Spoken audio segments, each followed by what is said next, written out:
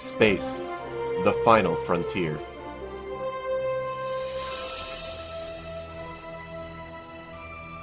This is the podcast State of the Federation. Its continuing mission To preview strange new ships. To seek out new builds and new combinations. to boldly go where no show has gone before.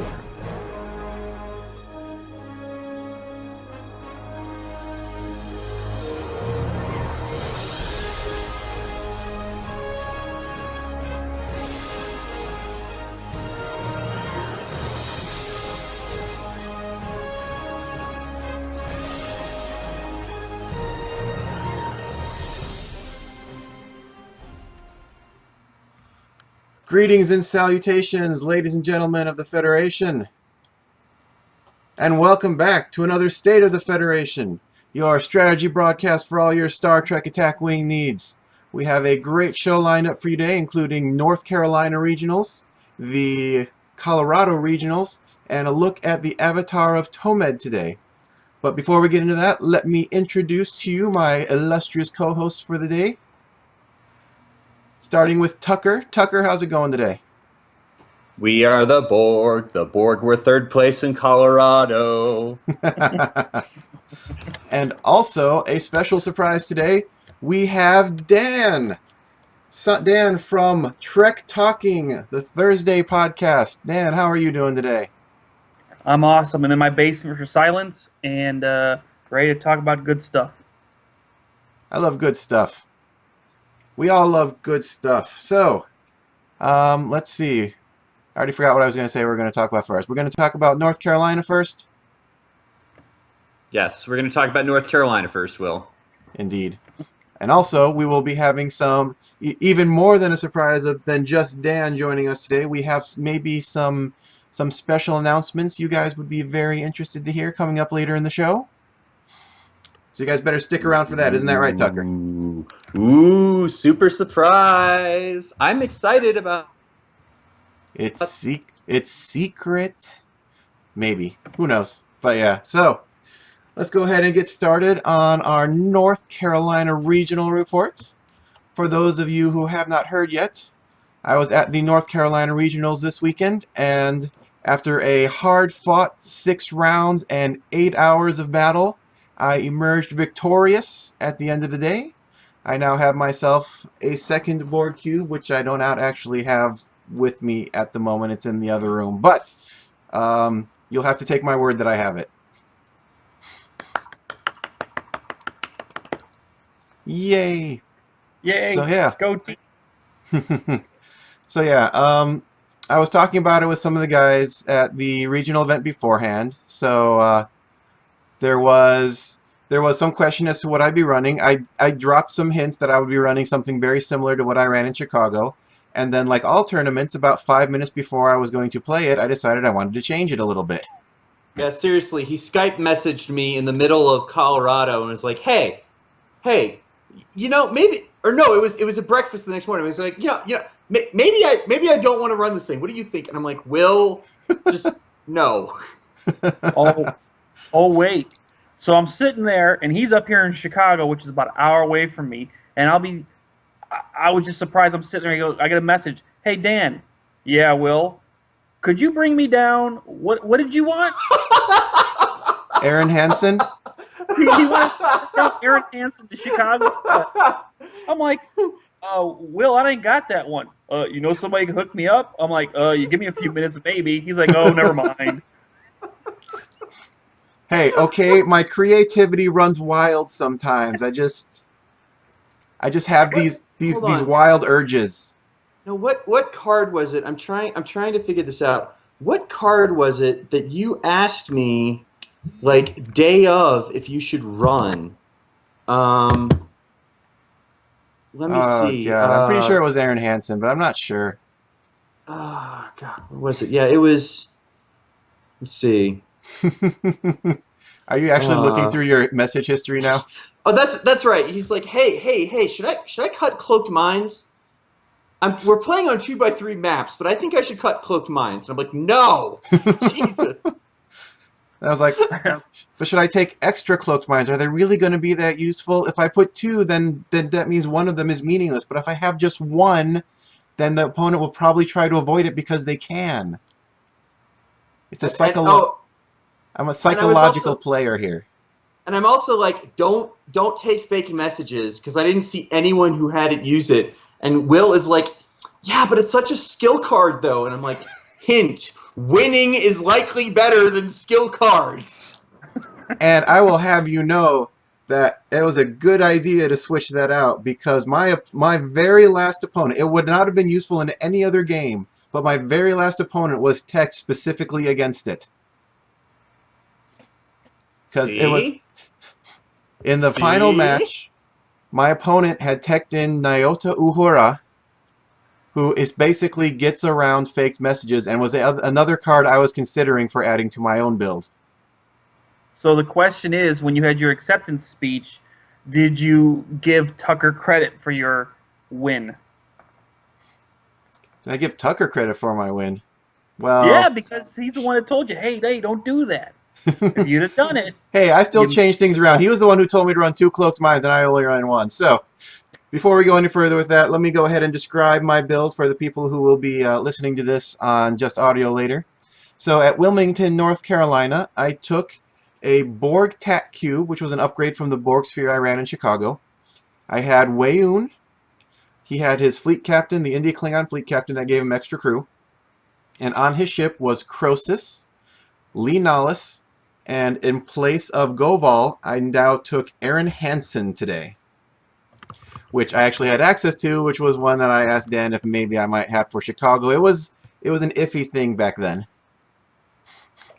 After that, I downgraded the Apnex to a science vessel, kept my same Martok, barrel, and cloaked mines, and Romulan pilot and faked messages ended up getting cut from my Chicago list. The saddest part, though, was my blind booster. I ended up with the Talkir. So now I have, like, 3 of these Resistance's Futile Vulcan blind ships. Because I got a Talkir in the side event that I did the previous day. If you don't want him, I'm actually looking for a spare. We can work something out later. That'd be cool. And it did actually end up working. It did actually end up working all right for me. My preferred build for it, of course, is the named Talkir and Power Grid, bringing it only to 28 points, but it lets me do a lot of interesting things with it. And you will see that perhaps. I will announce this now, is that I am working on a full replay video that I got of our final match. And I'm thinking that will probably go up on the YouTube channel on Thursday or Friday. And it sounds, I think that sounds cool to me. Sound good to you guys? Yeah, it sounds great. I do have some pretty major questions about your build, though. Do you want me to ask those now or later? I say we go ahead and ask them now. Since we're talking about the build, let's go for it. All right, so here's my first question, Will. You're running less than 90 points. Yes. Which means that if I, as an opposing player, I mean, your build comes to what, 88? 88, and then I ended up with the Vulcan ship, which I wasn't sure whether to expect or not, so I did end up finishing it off at 116 total. Probably probably lower than everyone else.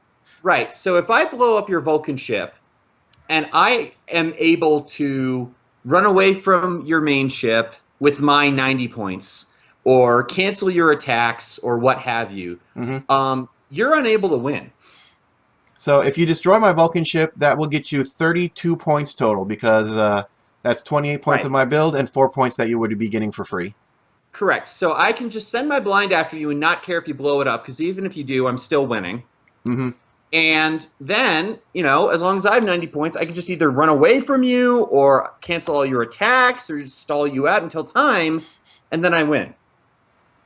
If you could do that, yes. But this seems ill-advised. I am not playing the runaway and hide game. I am playing I am so confident in my build that I can come after you and murder you. Yeah, with the 360 fire, it's gonna be pretty hard to stay away from him unless you're moving 6s. I'm pretty sure he's gonna be able to pin you. especially on a Sure. 2x3 board that we were playing on. Oh yeah, that's fair, isn't it? Oh, Yeah. Yeah, I forgot about that. Hmm. I mean, my worry there would be Voyager or Transwarp Conduit. Mm. Yeah, before the event, I knew that any build that I was thinking of using Transwarp or Quantum Singularity was not going to work nearly as well, and any build with Cloaked Minds was probably going to do better because of the limited space we had. But I think I still would have ran this even in a 3x3 area, though I might have had problems if someone transwarped away. Yeah, that's sort of the point I'm making. The finals. Well, I'll talk about the finals of Chicago when we get there, but you'll see why this is a concern for me. Hmm. But yeah, so there was that. My tech card of choice was Aaron Hansen. With the cube, I wanted to try adding a little bit more to the tactical abilities of my tactical cube. And I don't know what's the best way to say that, but Aaron Hansen allows me to check what my opponent's doing. It helps me figure out where I want to censor Echo Martok when his time comes around, if he isn't moving first. And it also gives me the opportunity to disable Weiyun before at the start of the activation phase. So if for some reason I really needed Weiyun to be a skill 1, I could make him a skill 1 that turn and help me, and that would greatly assist me in bumping other tactical cubes and or Voyagers and such like that. So I thought that was an interesting strategy that I might have to pull out depending on how high a level my opponents were, and it almost worked out like I planned. How did it not work out like what you planned? Well, I never actually ended up using it for that purpose because the cubes just move in such... If you have two cubes moving together, like generally they're going to... Most of the time they're overlapping in one direction a bit. So if you're up here and I'm down here, we're still... we would still be bumping if you came straight at me, so you're not going to come straight at me. So the ability to get into a position where you would bump me is extremely difficult. Hmm. And then there was the deal with Voyager, and I could have used it once, but I decided that it was not necessary because Voyager was actually so limited in the directions it can go. There was only like one good choice for him to make in the first place. And just to clarify on this note, because I don't know if this got mentioned, you did have planets, correct? Yes, we did have planets in the middle of our battlefields, which was a Right. Well, I want to say it was a big help, but I'm not sure my build actually needed it now that I think about it. On a 2x, having a planet in there definitely would limit your limit your mobility quite a bit. Mm-hmm. It limits it a little bit, but with the Borg, the ability to take 90-degree turns and get around the planet pretty easily, it really helps them against basically any build that does not have four-way movement. So, like, if there was a guy that brought 2 bioships or a couple Klingons, you know, those ships cannot get around that planet very effectively without splitting up or with trying to focus fire on me. It just doesn't happen. Like, even against 2 spheres, I was able to take cover from the planet and have only one of them shooting at me at a time.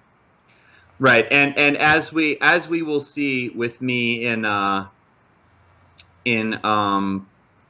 Colorado, splitting your forces is pretty deathly against the Borg. Mm-hmm. I've got Robert in the chat right now. He was my opponent in the finals, and he mentions that they were the small planets from the starter, so that also made a little bit of a difference, which was kind of nice because the large OP planets you basically have to bump to get over them. The smaller planets you can get close and then still get over them with either a 4 straight or a 3 bank. So there were a few more options in that regard, and yeah, they were cool. They were easier. They were slightly easier to work around, and helped me out quite a lot. 2x3 with the planet, so Borg wins, and that pretty much well sums it up, I guess. Well, hey, there were some Voyagers that did pretty well in that tournament, I think. Mhm. But yeah, Mhm. the last thing was that Aaron Hansen had an interesting interaction. We got it ruled on by the judge beforehand. I was running Aaron Hansen, and he was running Uhura. And by the wording on the Mm. cards, Aaron Hansen says, look at an opponent's movement dial. You may then change your movement dial. That player may not change that movement dial, or may not change their maneuver this round, or not even this round, but your opponent may not change that maneuver. What does it say? What's the exact wording? Target ship cannot change its maneuver after you look at it. Mm-hmm. That's the exact wording. So it was ruled on by the judge, which I think was fair enough, that Uhura could not change his maneuver if I had looked at it with Aaron Hansen. Mm-hmm. Mm-hmm. Now there was a question of, cause it uses the exact same wording. It doesn't say anything specific about the dial. It just says change your maneuver, and Uhura says change your maneuver. So that was the ruling on it. I don't know if I would have ruled that way on it, but by the wording of the cards, it worked well enough, and I was fine with it. I feel like this was just a little bit of a bad wording on the design team's part, though. Maybe, maybe not. I mean, I can see how it could have been designed to work that way against Uhura.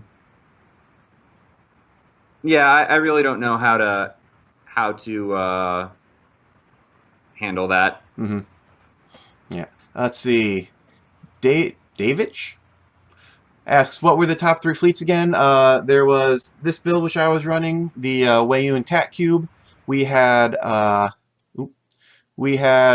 Roberts. He had a Tat Cube of his own with lore loaded up with crew. And that is going to be, I'm actually going to be looking at that build. We're going to look at that build in the next episode a little further, because I thought it was a highly interesting build. And then third and fourth, we had a pair of Picard Ducat spheres actually made it to third and fourth. And the other 3-4 was actually a sphere that was very similar to Robert's. Lore with Vulcan High Command, and again, loaded down with crew. Did I lose my co-hosts? Nope, I'm here. Okay, I still got Tucker. Oh, we Dan- lost Dan? We lost Dan for a moment. That's okay. He'll be Dan? back. Dan? Dan! No. Yeah, so my rounds were pretty uneventful. In the first round, there was a player that had joined that had just started playing about 2 weeks beforehand, and I was talking to him the day before, trying to help him get some of his cards ready. He owned like 5 or 6 ships, and he had the great poor misfortune of facing me in the first round. Ooh, Poor guy. rough. Vorcha and an Enterprise D. I mean, not terrible ships, but just weren't enough for this build. After that, what was it? I faced the Super Voyager build, and man, the guy I faced really hates Borg. Hey, go away, ads. I don't want you. Oh, yeah. Have you had that problem? You had that problem too? Yeah. I'll wait a minute. You know what? Hold on a second. Let me look something up. Was that a guy who did he make it to the top 8? The guy who really hated Borg? I think maybe. I think Robert might have actually faced him in the final round, in the round The of 8. first round, yeah. But I wasn't sure. I didn't pay that much attention. Rob has an AAR up on Board Game Geek, and he basically paints this guy in a very negative light in terms of sportsmanship. He was fine at the beginning of the game, but after he found out that I can negate his attacks and steal every one of his crew one by one, he slowly deteriorated throughout the game. Yeah, and since Robert was running a very similar build, I imagine that this is ugly. He was playing a Voyager with 2 transphasics. Yes. Same guy. Same guy. Yeah, that was almost identical to the list that won Texas. I don't remember, but won one of the other regionals. He just traded out a cheat death so he could fit a second transphasic on there. Texas, yeah. There's only one, so. Mm-hmm. But yeah, aside from that, round 3, I faced off against the Picard Ducat Spheres. I took that one, I want to say pretty handily, but he did do a lot. He did do some damage to me in that game. Why was it? I think I bumped into one of his spheres at one point and lost my enable action. Or maybe he got Martok. I don't remember. But after that, I faced Mike Pierce in the round of 8 from the Star Trek Attack Wing community. Nice guy, poor luck.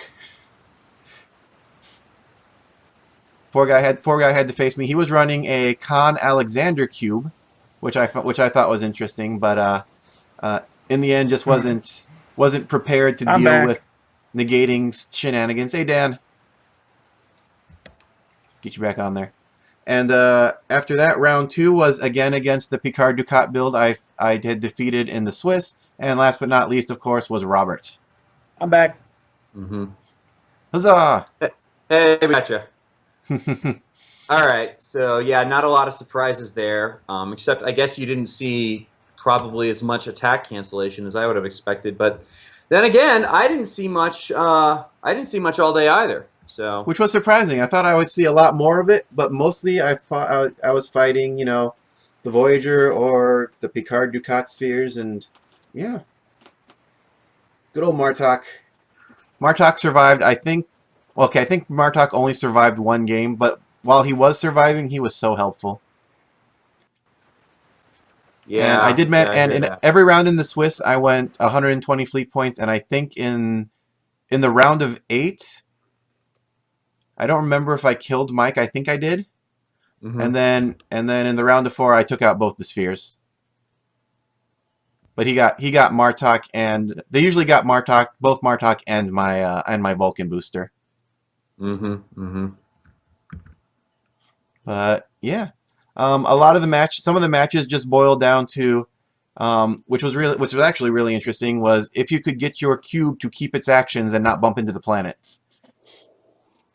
or if you did bump into the planet, to not need your actions that turn. Mm-hmm. So Mm-hmm. I actually did quite a bit of positioning with running into Martok or my Vulcan ship on my own, so I could Mhm. move very little and still get my actions. But yeah. Let's see. Anything interesting on the chat? Martok is great because even if he bumps, he still gives an actions. Yep. That's He doesn't get correct. actions himself, but since he is not an action ability, he does still give it out. I was out of range one turn on Martok, and that almost cost me the final match. I was out of range by like that much, and so I wasn't able to re-enable.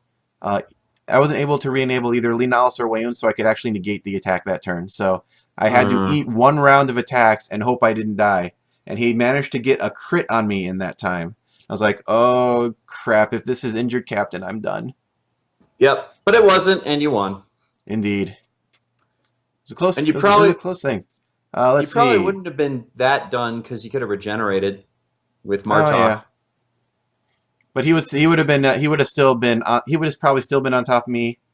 I could have regenerated and then still used Martok to get my action back. Yeah, it would have been close, but there were definitely things he could have done. And let's see. Blades Bloodhands asks, "Am I going to Rochester?" I'm assuming he's talking to me. I don't know about Tucker. Tucker, would you go to Rochester? Rochester, New York? No. I was gonna say that seems a little far for you, but no, I've done my traveling for the summer. That's a little bit out of my budget. Yeah. Chicago was and- nice because I got to see family, and North Carolina was the closest one to me.